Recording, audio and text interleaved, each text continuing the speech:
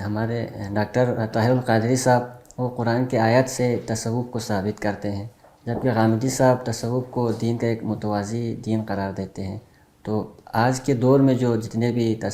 تصوف کے سلاسل ہیں، ان میں کوئی اچھے کام وغیرہ ہوں تو اس کو اڈاپٹ کرنے میں کوئی مسئلہ ہے یا ان کو بالکل ہی رد کرنا چاہیے؟ تصوف کا 3 حصے کر لیجئے بات کو آسانی کے لیے۔ ایک تصوف کا حصہ ان کا وحدت الوجود یا وحدت الشہود والا نظریہ ہے، یہ بالکل باطل ہے، اس کا کوئی قرآن و سنت میں ثبوت نہیں ہے۔ دوسرا حصہ وہ ہے جو طریقت کے نام سے ہم جانتے ہیں، تو طریقت کا بھی کوئی ثبوت قرآن میں نہیں ہے، لیکن طریقت کے بعض دائرے ایسے ہیں جو غیر مذہبی ہیں، ان کو ہم اختیار کر سکتے ہیں۔ طریقت کے بعض ایسے دائرے ہیں جو مذہبی ہیں، مذہب کا رنگ اختیار کرتے ہیں، مثلا وظیفے کرنا،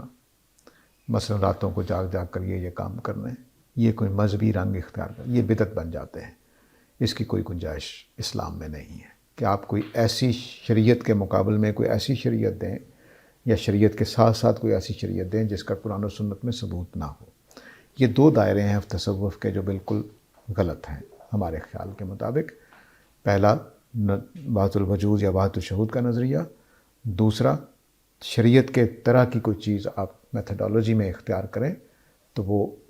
ناجائز ہو جائے گی، کیونکہ وہ بدعت کا درجہ پا جاتی ہیں۔ تصوف کا ایک تیسرا حصہ ہے کہ وہ جو نفسیاتی مسائل کا حل کرتے ہیں یا تلقین کرتے ہیں یا کچھ اس طرح کی، وہ بالکل ٹھیک ہے،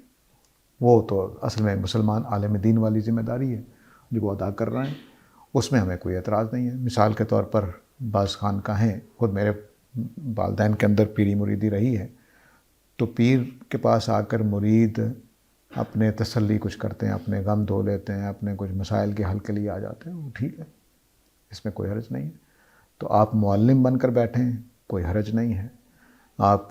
کونسلر بن کر بیٹھیں دل بہلانے کے لیے، غم دور کرنے کے لیے، پریشانیوں میں رہنمائی کرنے کے لیے، کوئی حرج نہیں ہے۔ لیکن پہلی 2 چیزیں جو ہیں کہ آپ نے ایک نیا تصور، ایک نیا فلسفہ دیا وحدت الوجود اور وحدت الشہود کی شکل میں، وہ قرآن و سنت سے ثابت کر دیں تو سر آنکھوں پر، قرآن و سنت سے ثابت نہیں ہوتا تو وہ غلط ہو جائے گا۔ اس طرح شریعت کے ساتھ ساتھ آپ اپنی ایک شریعت بنائیں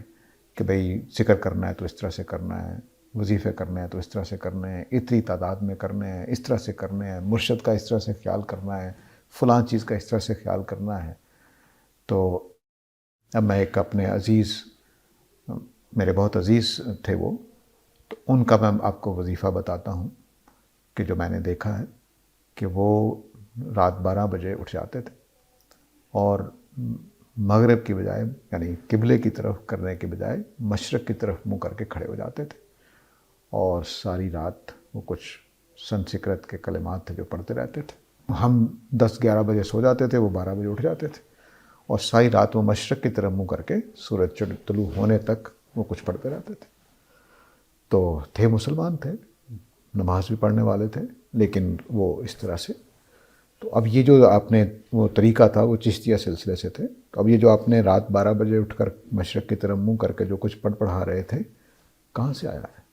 کیا ثبوت ہے اس کا؟ تو یہ 2 دائرے ناجائز ہیں تصوف کے۔ باقی جو آپ نفسیاتی مسائل حل کرتے ہیں، لوگوں کے مذہبی طور پر کوئی تلقین کرتے ہیں، کوئی سکھاتے ہیں، وہ تو جائز ہے، اس کو میں کیسے منع کر سکتا ہوں؟